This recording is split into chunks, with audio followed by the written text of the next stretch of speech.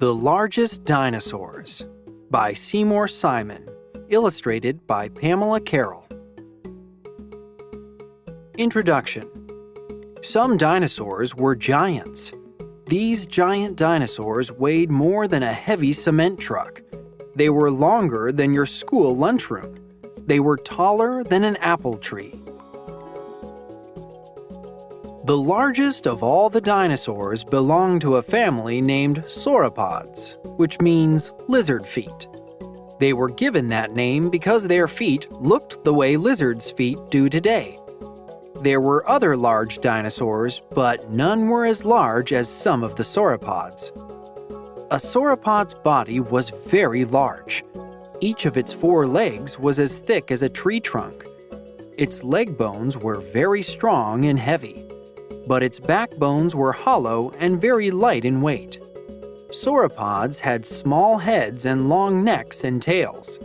With their long necks, they could raise their heads high above the ground. Some of these giant dinosaurs had heads smaller than a horse's and brains no larger than a kitten's. Sauropods had small brains for such large bodies. All sauropods ate plants.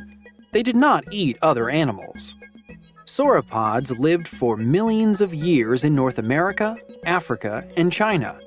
This book is about these large dinosaurs. It tells how they lived in their surroundings and how they used their size to survive. How sauropods lived. Scientists are not exactly sure how sauropods lived. That's because no one has ever seen a real sauropod. The last sauropods died many years before people lived on Earth. But the sauropods left clues to what they were like. Some of the clues are fossils. Bones that changed to rock are called fossils. Other clues are tracks in mud that hardened into rock.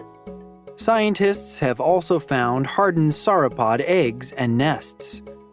Scientists look closely at the clues they find.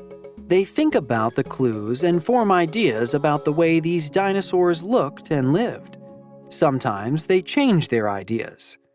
At one time, scientists believed sauropods lived in shallow water in lakes. They thought the water helped support the weight of their heavy bodies. But now scientists believe that sauropods lived mostly on dry land. The sauropods probably used their long necks to reach tender leaves high up on trees. Some sauropods had only a few weak teeth to chew the leaves. They swallowed the leaves nearly whole. The sauropods also swallowed rough stones about the size of your fist. The stones are called gastroliths. The stones rubbed against the leaves in a sauropod's stomach. The leaves were ground to a small size. The stones helped the sauropods to digest their food. In time, the stones were ground smooth.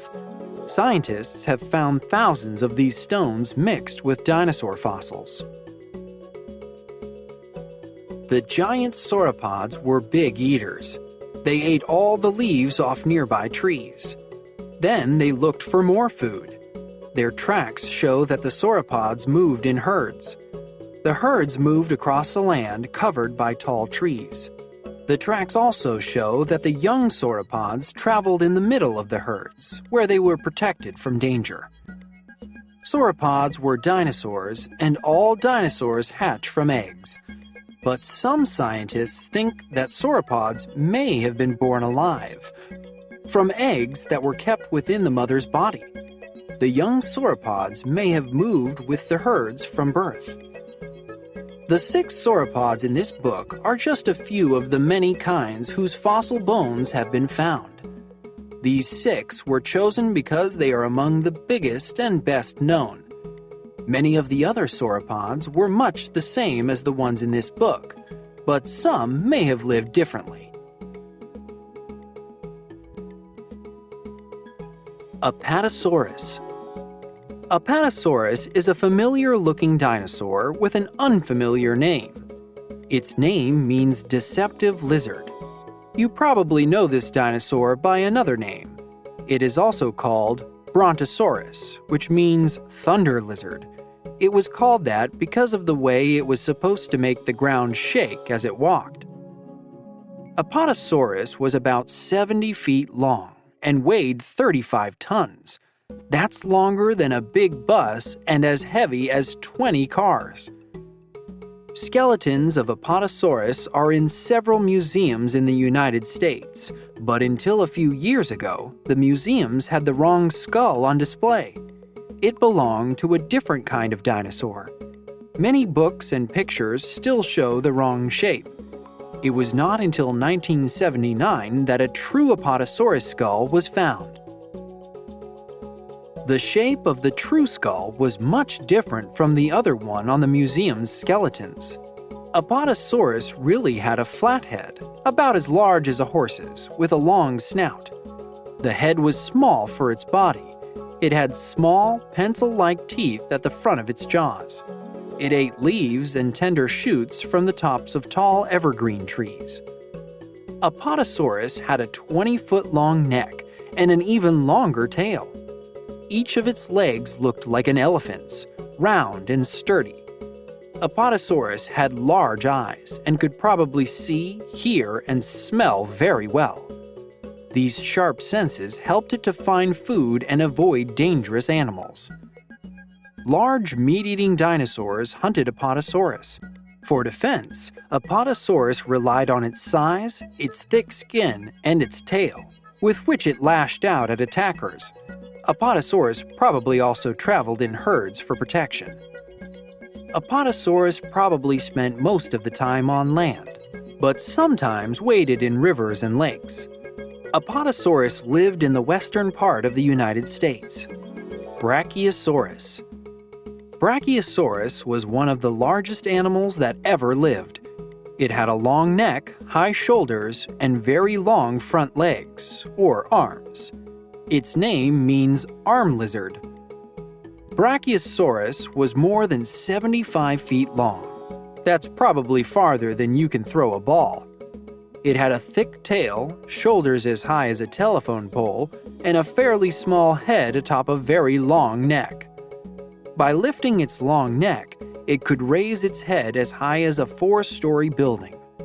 It browsed on leaves high among the treetops. Brachiosaurus had to eat many leaves to fill its huge stomach. Scientists once thought that Brachiosaurus lived mostly in deep-water lakes. They thought that only its head showed above the water. But scientists now think that Brachiosaurus lived most of its life on land. They think that this giant animal would not have been able to breathe if its body had been so far below the surface. The pressure of the water would have prevented its lungs from moving in and out. Brachiosaurus probably did eat water plants and wade in shallow water from time to time. But lakes were dangerous places. Giant crocodiles easily could have drowned a sauropod by gripping its neck and holding its head below the water. It was safer for Brachiosaurus to live on land. Its huge size and tough skin protected it from most meat-eating dinosaurs. Brachiosaurus fossils have been found in Colorado, Algeria, and Tanzania. Camarasaurus. Camarasaurus was the most common sauropod of its time. Its name means chambered lizard. The chambers are hollow spaces in its backbone. Camarasaurus had a short, sturdy body, a long neck, and a long tail. It measured between 40 and 60 feet from the tip of its nose to the tip of its tail. Camarasaurus looked different from most other sauropods. Most sauropods seem to slope backward, but Camarasaurus's front legs were nearly as long as its hind ones. That made its back seem to be straight across. Camarasaurus ate the leaves of plants that grew close to the ground. Camarasaurus's skull was large, and it had big eyes. Its face was short and deep. Dozens of 3-inch, pencil-like teeth rimmed its jaws. The skull mistakenly put atop an Apatosaurus skeleton was that of a Camarasaurus. Many fossils of young Camarasaurus have been found. One such fossilized skeleton was found in Utah. The young dinosaur was 16 feet long and shaped differently from the adult Camarasaurus. At first, scientists thought it was a completely different dinosaur. They even gave it another name, but further study convinced them that it was the same kind of sauropod as the adult Camarasaurus. The young Camarasaurus had a larger head and a much shorter neck and tail in proportion to its size than did the adult. Camarasaurus traveled in herds. Their fossils have been found in Colorado, Oklahoma, and Wyoming, as well as in Utah. Diplodocus. Diplodocus was a lightweight giant. It was twice as long as many other sauropods, but only half their weight. It had a long neck, a whip-like tail, and a slim body. It was 90 feet long from the tip of its nose to the end of its tail. Most of the length was in its 25-foot neck and 45-foot tail. Its tailbones had double spines on them. Its name means double beam. A beam is a timber used to support a building. Diplodocus grazed at the very tops of tall trees. Perhaps it stood on its hind legs to reach as high as possible. Its teeth were small and pencil-like and were only in the front of its jaws. Its nose was long and thin. It defended itself against the large meat-eaters by lashing its tail and using the great hooked claws on the first fingers of its front legs. Diplodocus probably lived in herds. Fossils of Diplodocus have been found in the Rocky Mountain states. Supersaurus and Ultrasaurus. In Colorado in the 1970s, scientists found a few fossil bones of two of the largest animals that ever lived on Earth. So far, the skeletons are not complete, and the animals have not been given scientific names. But the scientists gave the dinosaurs nicknames because of their size. The first bones found were those of Supersaurus, which means super lizard. One shoulder bone of Supersaurus was longer than a tall person. Supersaurus was probably much like Brachiosaurus. It may have been over 90 feet long and more than 50 feet tall. Ultrasaurus was found a few years after Supersaurus. Ultrasaurus was even larger than Supersaurus. Ultrasaurus means ultra lizard. It may have been the largest dinosaur ever. It may have been more than 100 feet in length. It may have stood 60 feet tall. Some scientists think it weighed more than 100 tons. Its shoulder bone, the largest single fossil bone ever found, was 9 feet long. Both these sauropods were plant eaters. They probably browsed on the tops of tall trees. They must have had to eat all day long to provide energy for their huge bodies. Scientists do not know why they grew so big. Perhaps they kept growing for as long as they lived. Perhaps these two dinosaurs lived for 200 years or more. Their huge size must have protected them from meat-eating dinosaurs.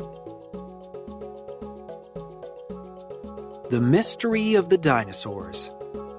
The sauropods lasted for 100 million years. Now they and all the other dinosaurs have disappeared.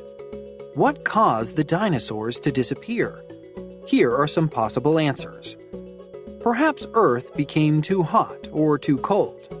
Perhaps a huge meteor crashed into Earth and threw a large cloud of dust into the sky. Sunlight would have been blocked for months. Green plants would have died because they need light to live and grow. Then the sauropods would have died without any plants to eat. The meat-eating dinosaurs would have died without any plant eaters to eat. Perhaps none of these ideas are right. No one knows for sure. Why the dinosaurs disappeared may always remain a mystery.